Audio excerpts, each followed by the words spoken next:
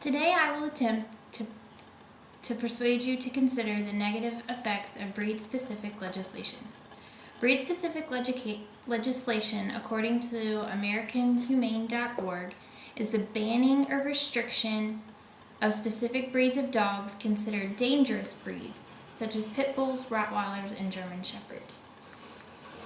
This is an awful practice because it breaks up families and leads to dogs that are not aggressive at all being put in kennels.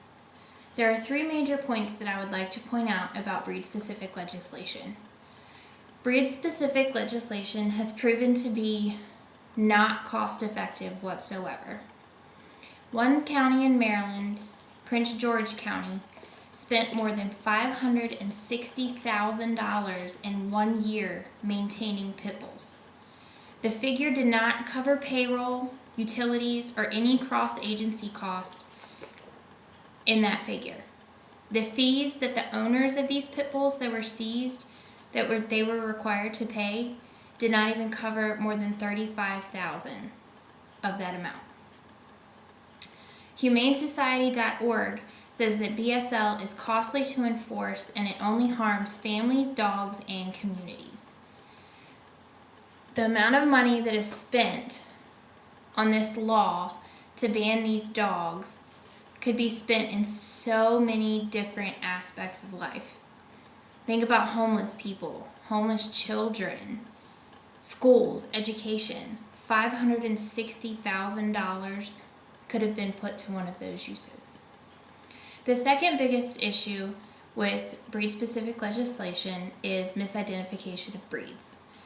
When you see excerpts on the news and on the internet, pit bull attack, pit bull bites child, pit bull attacks mother and child in the home. 9 times out of 10, when they show the picture of the pit bull, it's not actually a pit bull. As well stated by AmericanHumane.org, almost all BSL refers to pit bulls. Many breeds of dogs have the facial and body characteristics of a pit bull, but are not pit bulls at all. Labrador Retrievers, Bulldogs, Rhodesian Ridgebacks, Mastiffs, and many other dog breeds have features that resemble the pit bull type dogs. And as I keep saying a pit bull, keep in mind, as stated on pbrc.net, that a pit bull is a type of dog, not a breed.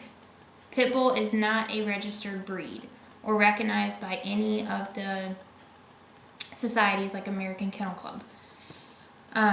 According to the National Canine Research Council.com, numerous breeds of dogs have been affected by BSL.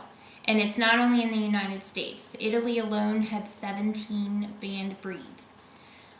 Along in these breeds are the American Bulldog, the American Staffordshire Terrier, the American Pit Bull Terrier, the Cane Corso, the Chihuahua, the Chow Chow, the Doberman Pinscher, the Dogen Argentina, the German Shepherd, the Rottweiler, the Miniature Bull Terrier, the Presa Canario, Wolf Hybrids, and Staffordshire Bull Terriers. And you notice I said Chihuahua in that statement. Chihuahuas were banned in Italy under their breed-specific legislation because they were deemed dangerous. BadRap.org also states that in an area that BSL has put into law, the authorities that have been tasked to enforce these restrictions only look for dogs with large heads, muscular bodies, short fur, that type of thing. It does, regardless of their genetic makeup. They just look for that type of dog. Which is what happens in the news is they just generalize a pit bull. 9 times out of 10, it's not actually a pit bull. The other issue with breed-specific legislation is there needs to be more prevention and education towards dogs in general, not just the pit bull type breeds. According to AmericanHumane.org, there are 4 ways to reduce the number of dog attacks, which is what leads to breed-specific legislation. Education, enforcement, spaying and neutering, and better bite reporting. Most of the bite reports are either, again, misidentified or not reported at all.